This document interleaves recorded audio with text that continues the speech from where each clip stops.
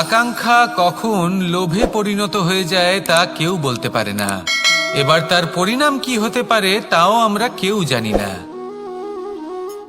আজ আমি আপনাকে বলছি, কোনো ব্যক্তি সবথেকে বেশি ক্ষতির সম্মুখীন তখনই হয় যখন সে এটা মনে করে যে সে সবথেকে বেশি সুরক্ষিত স্থানে রয়েছে। সে ভাবে যে সে সেখানে সুরক্ষিত রয়েছে। সে তখন অসাবধান হয়ে পড়ে, আর তখনই তাকে জীবনের সবথেকে বড় ক্ষতির সম্মুখীন হতে হয়। নিঃস্ব হয়ে যাওয়ার পরিস্থিতি কোনো মানুষের জীবনে তখনই আসে যখন তার কাছে প্রচুর সম্পত্তি থাকে এবং সে তার থেকেও অনেক বেশি সম্পত্তি অর্জন করতে চায়। সেই অনেক বেশি সম্পত্তি অর্জন করার চেষ্টায় সে এমন কিছু করে বসে যার ফলে তাকে সমস্ত সম্পত্তি হারাতে হতে পারে। একজন রচনাকার নিজেই নিজের প্রতিভা একদম শেষ করে দিতে পারে যখন সে অনেকগুলো কাজ নিজের কাঁধে নিয়ে নেয়। একটা গুরুত্বপূর্ণ কথা সবসময় মনে রাখবেন, আজ আপনি যেখানেই থাকুন না কেন, যেমনই যে কোনো স্থানেই থাকুন না কেন, এর পেছনে আপনার আকাঙ্ক্ষার একটা বিশাল ভূমিকা রয়েছে। কিন্তু মনে রাখবেন, আপনাকে শিখতে হবে যে কখন আর কিভাবে নিজের উচ্চাকাঙ্ক্ষাগুলিকে লাগাম পরাতে হবে, কারণ এটা অত্যন্ত আবশ্যক। তাই আসুন আর আমার সাথে ভালোবেসে বলুন, রাধা রাধা। রাত্রে আমরা সুখ নিদ্রা লাভ করি, আমরা স্বপ্ন দেখি, ভবিষ্যতের পরিকল্পনা করি, খুব ভালো লাগে। সকালে যখন চোখ খুলি নিদ্রা ভঙ্গ হয়, স্বপ্ন সেইখানেই ভেঙে যায়, আর তারপর আমরা আমাদের রোজকার জীবন যাপন করি। স্বপ্ন হয়তো মানুষ রাতের বেলায় দেখেন, কিন্তু সেটাকে সার্থক দিনের বেলাতেই করতে হয়। রাতে মধুর বাতাসের নিচে কোমল শয্যায় শুয়ে মাতার গলায় মিষ্টি গান শুনতে শুনতে নিদ্রায় আচ্ছন্ন হওয়া, স্বপ্ন দেখা, ভবিষ্যতের পরিকল্পনা করা বড়ই সরল। কিন্তু সকালবেলায় সময় মতো উঠে সূর্যের তাপ সহ্য করে, সেই উষ্ণতা সহ্য করে সর্বাঙ্গ ঘেমে গিয়ে নিজের পথ খুঁজে বের করা, সেই পথে অগ্রসর হওয়া, বাধা বিপত্তি এসবের সম্মুখীন হওয়া, আর তারপর লক্ষ্য লাভ করা, এগুলো কঠিন কাজ। এ হলো অত্যন্ত কঠিন কাজ। যদি আপনি চান যে স্বপ্ন আপনি দেখেছেন তা সত্যি হোক, তাহলে দিনের বেলায় আপনাকে বেরিয়ে কর্ম করতেই হবে, পরিশ্রম করতেই হবে। মনের এই চক্ষু দিয়ে স্বপ্ন দেখা সম্ভব, কিন্তু যদি আপনি বুঝতে পারেন যে এই স্বপ্নই হলো আপনার লক্ষ্য, তাহলে তাকে সার্থক করতে শুধুমাত্র পরিশ্রম দ্বারাই করতে হবে। তাহলে পরিশ্রম করুন আর আমার সাথে ভালোবেসে বলুন, রাধা রাধা। মানুষের জীবনে তিনটি গুণ অত্যন্ত প্রয়োজনীয়: শ্রদ্ধা, বিনম্রতা, যোগ্যতা। যদি জ্ঞান লাভ করতে চান তাহলে শ্রদ্ধার প্রয়োজন, যদি মান লাভ করতে চান তাহলে স্বভাবে বিনম্র হওয়া প্রয়োজন, আর যদি মনোবাঞ্ছিত স্থান লাভ করতে চান তাহলে যোগ্যতার প্রয়োজন। বিষয়টা সহজ। শ্রদ্ধা আপনাকে জ্ঞান দেবে, নম্রতা আপনাকে মান, আর যোগ্যতা উচিত স্থান দেবে। কিন্তু যদি আপনি এই তিনটি গুণ সম্মিলিত করেন তাহলে এমন কিছু লাভ করবেন যা এই সব কিছুর থেকে অনেক ঊর্ধ্বে। সম্মান। আর এ হলো সেই সম্মান যা প্রত্যেক মানুষের নিজের জীবনে লাভ করতে চেষ্টা করা উচিত, কারণ এই হলো সেই সম্মান যার কারণে আপনি চলে যাওয়ার পরেও এই সংসার আপনাকে ভালোবাসবে আর মনে রাখবে। আসুন আমার সাথে ভালোবেসে বলুন, রাধা রাধা। অনেক সময় আমরা জীবনে অনেক মানুষকে এমন বলতে শুনে থাকি যে আমি অসফল হয়েছি কারণ আমার সময় ভালো যাচ্ছিল না। আমি এই জিনিসটা লাভ করতে চাইছিলাম কিন্তু করতে পারলাম না কারণ আমার সময়টা ভালো যাচ্ছিল না। আমি আমার জীবনে ওই মহান কাজটা করতে চাইছিলাম কিন্তু করতে পারলাম না। কেন? কারণ আমার সময়টা ভালো যাচ্ছিল না। কিন্তু যে মুহূর্তে ভালো সময় আমার জীবনে আসবে আমি সব কিছু প্রাপ্ত করব। এমন প্রায় প্রত্যেকেই বলেন আসুন একটা কথা বোঝা যাক। একজন মালিকে দেখুন, সে প্রত্যেক দিন গাছের সেবা করে, তাকে জল দেয়, তার যত্ন আত্তি করে। কেন প্রত্যেক দিন সেই গাছ ফল দেয় না? সঠিক সময় এলে তবেই সেই গাছ ফল দেয়, কিন্তু প্রত্যেক দিন মালি তার সেবা করে, তাকে যত্ন করে। শুধুমাত্র তখন করে না যখন সেই গাছ ফল দিতে সক্ষম। আর যদি মালি গাছের যত্ন প্রতিদিন না করে, তাহলে হয়তো সেই গাছ ফল দিতেই পারবে না। এটাই হলো আমাদের জন্য একটা শিক্ষা। যখন সময় আমাদের জন্য অপেক্ষা করে না, তখন আপনি সময়ের জন্য কেন অপেক্ষা করছেন? ভালো সময়ের জন্য অপেক্ষা করবেন না। ভালো এবং শুভ কর্ম দ্বারা ভালো সময়কে নিজের কাছে টেনে আনুন। নিরন্তর কর্ম করুন, পরিশ্রম করতে থাকুন। শুভ সময় আপনা থেকেই আপনার কাছে আসবে। আসুন আমার সাথে ভালোবেসে বলুন, রাধা রাধা। মানুষের এই সংসারে জীবনযাপন করার জন্য কিছু জিনিসের প্রয়োজন পড়ে। এমন কিছু আবেগ, এমন কিছু বস্তু আছে যেগুলো তার প্রয়োজন হয়। কিন্তু সব থেকে বেশি যে জিনিসটা তার প্রয়োজন হয় সেটা হলো সম্মানের। আমাদের ভালো লাগে যখন কেউ আমাদের সম্মান করে। আমরা কাউকে সম্মান করলে তারও সেটা ভালো লাগে। কিন্তু আপনি দেখবেন যে সংসারে বেশিরভাগ মানুষ দুটি মাপদণ্ডের ভিত্তিতে সম্মান করেন। হয় বয়স দেখে করেন বা উপার্জন দেখে, অর্থাৎ সেই ব্যক্তি কতটা উপার্জন করেন। এবার ভেবে দেখুন, এটা আবশ্যক নয় কারোর বয়স যদি বেশি হয় তার বুদ্ধিও ততটাই বেশি হবে।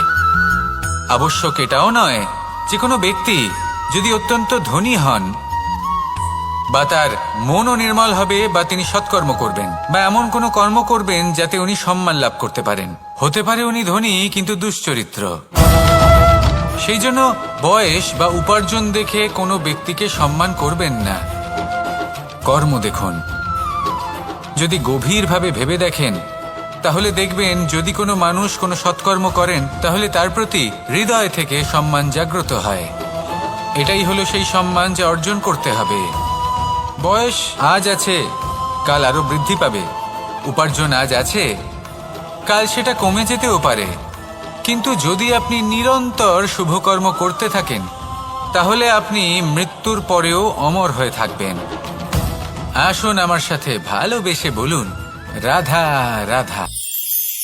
পাপ এবং পুণ্য, এই দুই হলো সংসারের এমন দুই বিন্দু যাকে কেন্দ্র করে এই সংসারের চক্র ঘুরতে থাকে। আমরা যদি কোনো কর্ম বিচার করি, হয় পুণ্য নয় পাপের দৃষ্টিভঙ্গি দিয়ে, এটা হয় পুণ্য না হলে পাপ। কিন্তু এই পাপ এবং পুণ্য এই দুই নির্ভর করে প্রত্যেক মানুষের ওপর, তার চিন্তাধারা, তার পরিস্থিতির ওপর। ধরুন এমন একজন মানুষ যিনি অনেক দিন ধরে বনে পথ হারিয়েছেন, অনেক দিন হয়তো উনি কোনো খাবার খাননি। এবার এমন পরিস্থিতি চলে এসছে যে এবার যদি উনি খাবার না খান তাহলে হয়তো জীবিতই থাকবেন না। আর এমন অবস্থায় ওনার সামনে যদি কোনো প্রাণী আসে তাহলে তাকে শিকার করা, এটা কিন্তু তার কাছে পাপ নয়। এটা তো জীবিত থাকার একমাত্র উপায়। এটা তার কাছে পুণ্যসম। আর যদি আমি এমন একজন ব্যক্তির কথা বলি যিনি সরল, যিনি একটি সুখী, শান্ত, সুরক্ষিত জীবনযাপন করছেন, তার কাছে কিন্তু এটা পাপ।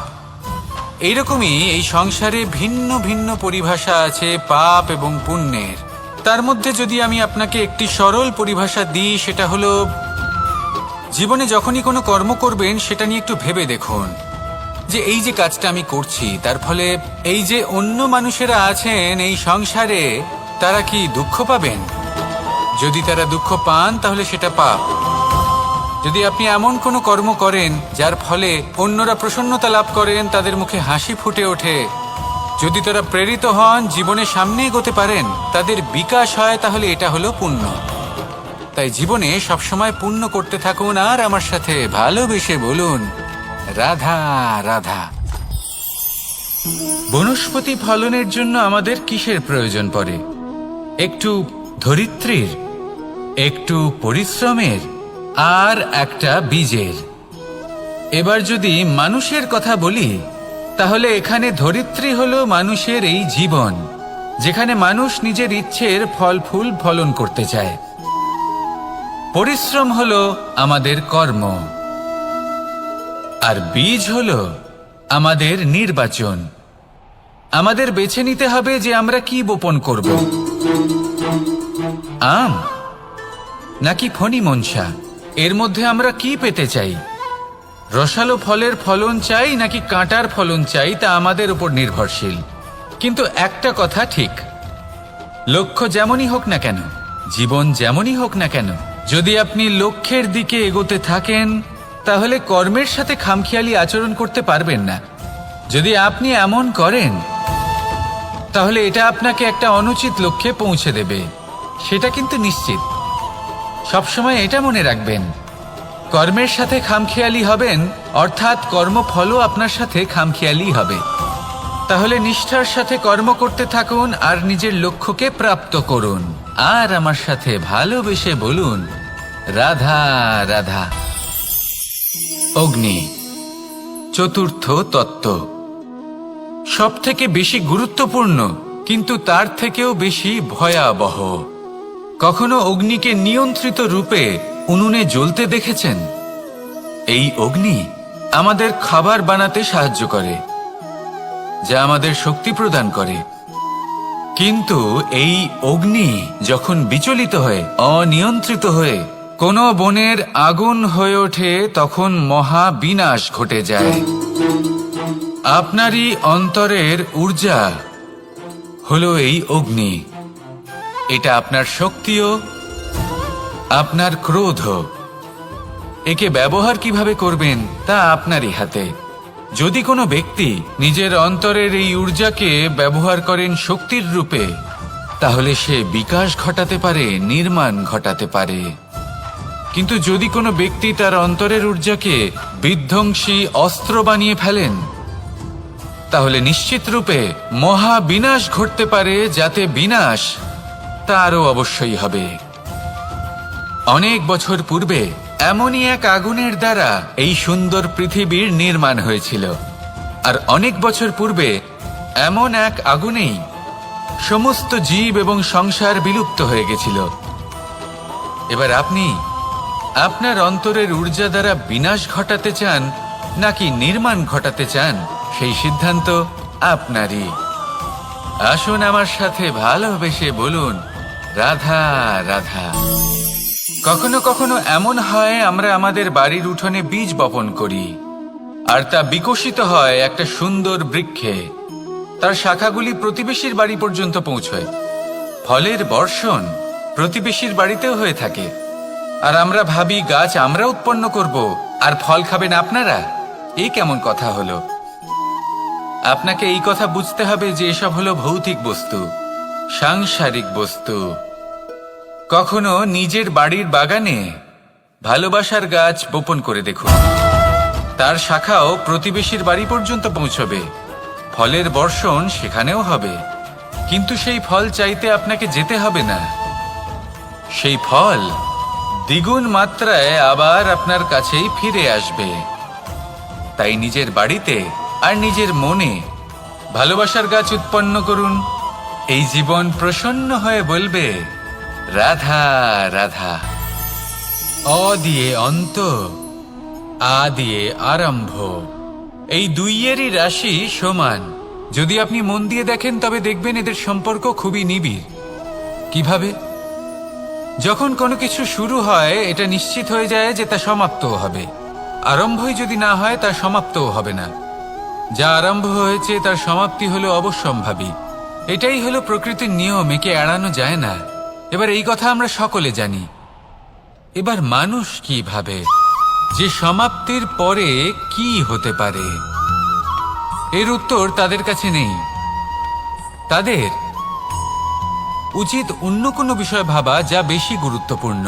এবার মানুষ এটা জানে না যে মৃত্যুর পরে কি হতে পারে, কিন্তু এই কথা অবশ্যই জানে যে জন্ম থেকে মৃত্যু পর্যন্ত এই সময়, যাকে আমরা জীবন বলে থাকি, এই সময় আমরা কর্ম করতে পারি। এই কথা তো আমরা জানি। তাহলে এমন কি কর্ম করা যেতে পারে যা আমাদের সমাপ্তির পরও আমাদের প্রাসঙ্গিক করে রাখতে পারে, এই বিষয়ে ভাবা উচিত। যে জন্মগ্রহণ করেছে তার মৃত্যু হবেই, এটা সাধারণ বিষয়। কিন্তু ইতিহাস আজও সেই সকল মানুষজনকে স্মরণ করেন যাদের এই সংসার তাদের মৃত্যু নয়, বরং তাদের জীবনকালে যে কর্ম তারা করেছেন তার দ্বারা মনে রাখেন। সেই কর্মের কারণে এই সংসারে তাদের নাম, তাদের কর্ম, তাদের ব্যক্তিত্ব, তাদের কীর্তি অমর হয়ে থাকে এবং থাকবে। আপনার কাছে এতটা সময় নেই যতটা আপনার মনে হচ্ছে আপনার কাছে আছে। সেই জন্য যত শীঘ্র সম্ভব শ্রেষ্ঠ কর্ম করুন, যতটা পারবেন ততটা অধিক সুকর্ম করুন। এই সংসারে নিজেকে অমর করে তুলুন আপনার মৃত্যুর পরেও। আর আমার সাথে ভালোবেসে বলুন, রাধা রাধা। ওমা, এ কি? আমি কখন থেকে এখানে অপেক্ষা করছি, হাত পেতে দাঁড়িয়ে রয়েছি যাতে একটা ফল আমার হাতে এসে পড়ে এবং সেটা আমি খেতে পারি। কখন থেকে অপেক্ষা করছি, কিন্তু সেটা হচ্ছেই না। এবার আপনি বলবেন যে এসব কি বলছি, এ কি অদ্ভুত কথা বলছি। যদি ফল খেতে হয় তাহলে আমাকে বৃক্ষে চড়তে হবে, ফলের কাছে পৌঁছতে হবে, তবেই তো ফল পাবো। এবারে এটা অত্যন্ত সহজ ব্যাপার, কিন্তু এই বিষয়টা আপনি নিজের জীবনের প্রসঙ্গে ভেবে দেখুন। লক্ষ্য কোথায় আছে আপনি জানেন, সেই লক্ষ্যে পৌঁছানোর পথ কি সেটাও আপনি জানেন, সেই পথে চলার ক্ষমতাও আপনার রয়েছে, কিন্তু তাও আপনি নিজের লক্ষ্য লাভ করতে পারছেন না। কেন? কারণ আপনি অপেক্ষা করছেন যে লক্ষ্য আপনার সামনে চলে আসবে, কিন্তু তা হয় না। লক্ষ্য সে যাই হোক না কেন, ধন হোক, প্রেম হোক, কোনো সম্মান হোক বা মোক্ষ হোক, যদি আপনি তার দিকে অগ্রসর না হন তাহলে ফল প্রাপ্তি অসম্ভব ব্যাপার, তা কোনোদিনই হবে না। সেই জন্য আপনার চোখের সামনে আপনি যদি নিজের লক্ষ্যকে দেখতে পান তাহলে উঠুন এবং সেই দিকে অগ্রসর হতে শুরু করুন। নিজের অন্তরের সকল অশুভ গুণ দূর করুন, অলসতা ত্যাগ করুন, অজ্ঞানতা ত্যাগ করে দিন। কেউ আদৌ শুনছে কিনা সেই বিষয়টা নিয়ে